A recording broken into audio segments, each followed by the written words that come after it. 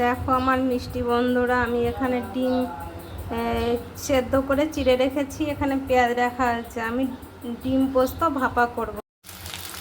ডিমগুলো কেটে ভেজে নিয়েছি, পেঁয়াজটা ভেজে নিয়েছি।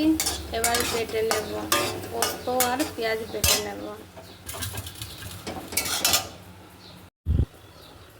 এখানে অনেকটা পোস্ত নিয়ে নিয়েছি, বেটে নেব। আর এই পেঁয়াজটাও বেটে নেব। ডিম ভেজে রাখা রয়েছে, এ পোস্ত পেঁয়াজ আর লঙ্কা বাটা হয়ে গেছে। একটু নুন দিয়ে নিয়েছি, সামান্য একটু হলুদ যাবে।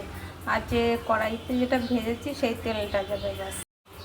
ওই ভাজা তেলটাই ছিল সেটাই দিয়েছে। আর এটা আছে ভাতের মধ্যে আমি দিয়ে দেব টিফিনটার মুখ আটকে। ভাত দেখো, ভাত থেকে বের করে নিয়েছি, এটা ফাইনাল এই যেমন হয়েছে। খেতে খুবই টেস্টি হয়েছে, আমি আগে পরে বানিয়েছি। রাখছি।